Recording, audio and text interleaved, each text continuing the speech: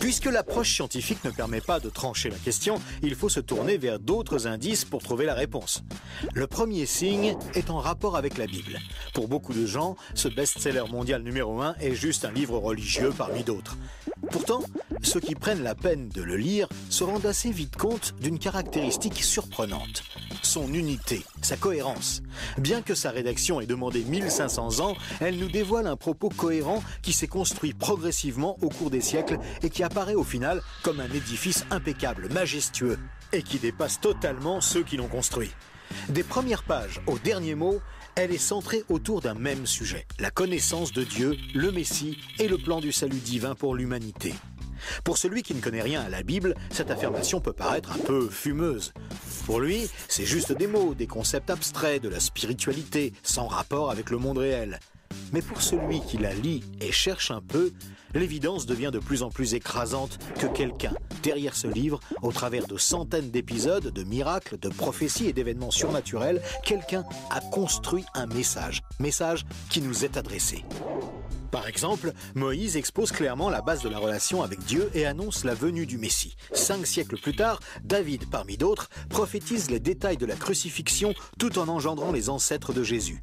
300 ans plus tard, c'est l'œuvre monumentale d'Ésaïe qui complète de façon saisissante le portrait du Messie, annonce son sacrifice, sa résurrection et la future restauration mondiale. Et c'est comme cela tout au long des 66 livres de la Bible, avec des centaines de détails et révélations surnaturelles. Et cela pose une vraie question. Comment cette quarantaine d'auteurs tellement différents, Moïse, David, Salomon, Ésaïe, Daniel ou Jésus, qui a accompli des dizaines de prophéties par le seul fait d'exister, comment peuvent-ils parler d'une seule voix et aborder chacun une facette du même message ? Sans se connaître, ils se confirment mutuellement et construisent le même tableau, un seul tableau immense et qui les dépasse totalement. C'est complètement incompréhensible et impossible à réaliser. Ils ont été chefs d'État, bergers, prophètes ou apôtres. Ils ne se sont jamais connus, ont vécu à des siècles d'écart et sont pourtant en parfaite unité, centrés exactement autour du même sujet. Impossible, n'est-ce pas? Et c'est un cas totalement unique. Ni le Coran, qui ne s'appuie que sur un seul homme, sans antécédent, ni aucune confirmation postérieure, ni les écrits hindous, truffés de récits légendaires, ni aucun texte religieux de l'Antiquité n'a ce caractère unique. La Bible seule comporte cette sorte de filigrane attestant de sa véritable origine. Le second signe est lui aussi au cœur des passions les plus extrêmes. Il s'agit du peuple juif. Étrangement, le simple fait de parler d'Israël déchaîne des réactions quasi irrationnelles. Certains veulent son extermination, alors que d'autres le voient comme le paradis sur terre. Mais si on veut bien rester calme et juste considérer les faits, l'histoire, il y a pourtant de quoi s'interroger sérieusement. Comment ce peuple, haï depuis toujours, déporté une première fois, puis revenu sur sa terre il y a 24 siècles, puis déporté à nouveau et dispersé dans le monde entier pendant 17 siècles, comment a-t-il pu survivre? Et comment est-il demeuré un peuple distinct? Aucun autre peuple n'a jamais connu une telle trajectoire, défiant toutes les lois historiques. Comment a-t-il pu reformer un État et même se remettre à parler son ancienne langue? Ça n'est jamais arrivé à aucun autre peuple.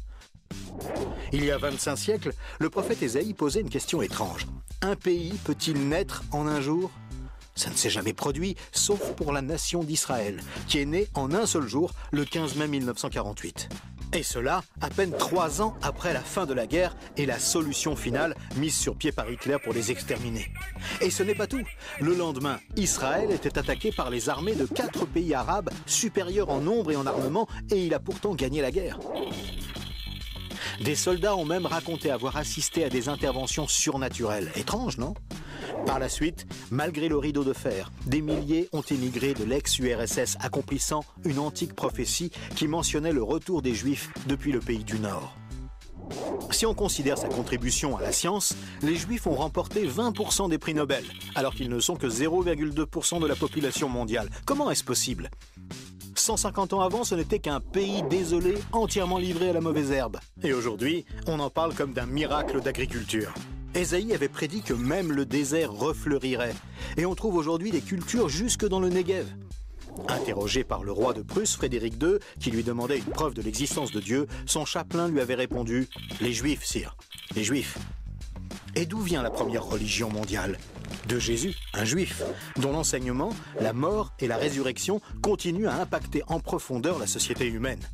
Évidemment, ce peuple est loin d'être un modèle, et il a souvent sombré dans la corruption. Mais la Bible déclare que Dieu en a fait un signe parmi les nations. Qui pourrait dire le contraire? Pour terminer ce bref survol, une considération d'ordre moral. Encore un sujet tabou et pourtant... La Bible présente le bien et le mal comme des valeurs absolues, des valeurs extérieures à l'homme, qui les perçoit cependant par le moyen de sa conscience. Au contraire, la vision matérialiste de l'homme affirme que le bien et le mal sont des notions culturelles, relatives, résultant d'un long processus évolutif de l'être humain. Pourtant, tout le monde considère certaines valeurs morales comme supérieures à tout le reste. Par exemple, violer une petite fille, massacrer des bébés, commettre un génocide ou laisser quelqu'un mourir de faim sont considérés comme cruels et inacceptables. Même si certains tortionnaires ont affirmé qu'ils n'y voyaient rien d'immoral, nous pensons qu'ils n'avaient pas le droit de faire ça. Mais pourquoi le pensons-nous? Pourquoi pensons-nous que certains préceptes moraux sont supérieurs? D'où vient ce sentiment qu'il existe, en dehors de nous, des normes morales supérieures, des normes indépendantes de nous, puisque nous nous sentons nous-mêmes jugés par ces exigences morales? Étrange, non? Nous avons parfaitement conscience d'être imparfaits. Nous pensons que l'humanité est détraquée. Mais par rapport à quoi? Ce sentiment de culpabilité contredit d'ailleurs la théorie de l'évolution et son hypothétique lutte pour la survie. Et pourquoi l'homme aspire-t-il au merveilleux, au paradis, quelle que soit sa culture? D'où vient ce sentiment intérieur qui fait exactement écho au récit biblique? Cette conscience, issue de nulle part et en parfait accord avec la Bible, constitue encore un autre signe tangible, bien difficile à nier.